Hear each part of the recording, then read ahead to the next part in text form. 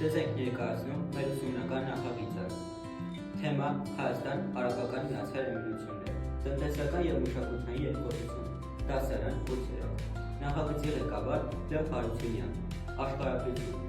միջառարկայական կապ, ռելիեֆիկյան, թվային գրագիտություն, համակարգչային գիտություն։ Նախագծային աշխատանքը կատարելիս բաժանվել է երկու խմբի։ Մեր խմբի սովորողներ՝ Նուրջան Մարիկի, Մանեսյաններ, Նաջերովանի, Ամենավաղը։ մեր խմբի սովորողներ՝ Ջոգրաֆիա, Իմրազանվո,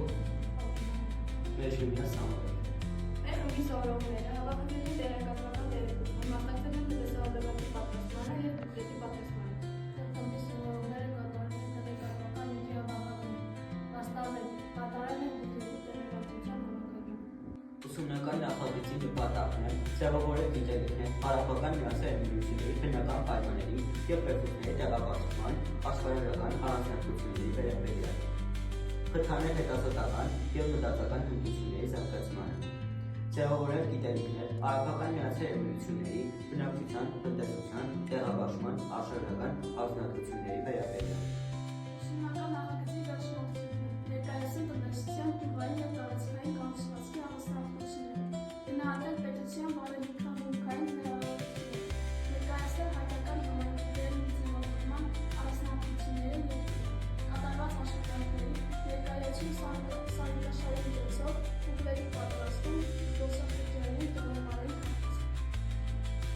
այս նախագծի շրջանակներում ձեզ ենք ներկայացնում Արաբական Միացյալ Էմիրությունների տնտեսական և մշակութային առանձնահատկությունները, քանզի այս երկրի տնտեսության պատմությունը վերափոխման տպավորիչ օրինակ է, անցնելով ավանդական տնտեսության մոդելից դեպի գլոբալ զարգացած տնտեսության մոդելի։ Այս նպատակով կազմակերպել ենք հանդիպում այդ երկրի դեսպանատար ներկայացուցիչների հետ։ Ներկայացվող երկխոսության ընթացքում կքննարկենք և կներկայացնենք Հայաստան և Արաբական Միացյալ Էմիրությունների զարգացումը։ Համեցեք, պարոն դեսպան։ Ալհամդուլիլլահ։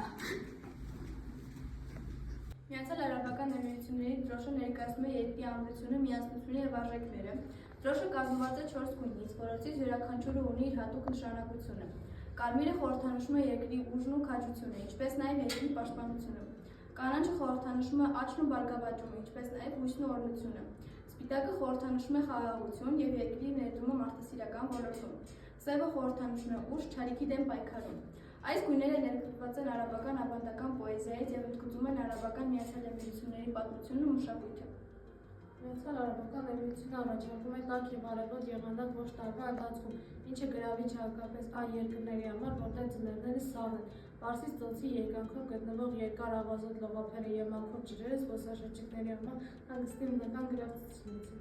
Մարդացի ռեսուրսներ, Բուրջ Խալիֆա, աշխարհի ամենաբարձր շենքը, Պալմ Ջումեյրա, արհեստական կղզիների համալիր։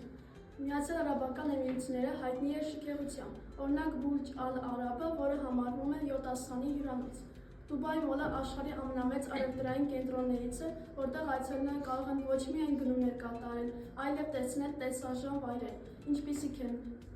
սառցադաշտեր կամ սառցե դահուկուղիներ։ Արաբական Միացյալ Էմիրությունների տնտեսությունը միջին Ասիայի ամենախոշորագույններից է։ 2021-ից մինչև 2023 թվականները նրանց համախառն ներքին արդյունքը կազմել է 415 միլիարդ դոլար։ Միացյալ Արաբական Էմիրությունների տնտեսությունը մեծապես հիմնավորված է նավթի և բնական գազի արդյունահանման վրա, սակայն վերջին տարիներին դիտվում է դիվերսիֆիկացման միտում, հատկապես Դուբայում, որտեղ զարգանում է տուրիզմը, ֆինանսական ծառայությունները և անշարժ ոլորտը։ Համախառն ներքին արդյունքի մեկ հաշվի ցուցանիշը կազմում է 40,000 ԱՄՆ դոլար, ինչը դասում է Միացյալ Արաբական Էմիրություններին բարձր եկամուտ ունեցող երկրների շարքում։ Մինչև 20-րդ դարի կեսերին Միացյալ Արաբական Էմիրությունների տնտեսությունը հիմնականում հիմնված էր գյուղատնտեսության, ձկնորսության և մարգարիտների արդյունահանման վրա, սակայն մարգարիտների արդյունահանումը անկում ապրեց 1930-ականներին կեղծ արհեստական մարգարիտների տարածմամբ։ 1958 թվականին մասնավորապես Աբու Դաբում հայտնաբերվեց նավթ։ 1962 թվականին նավթը արտահանեցին։ Շեյխը, ով դարձավ երկրի հիմնադիրը,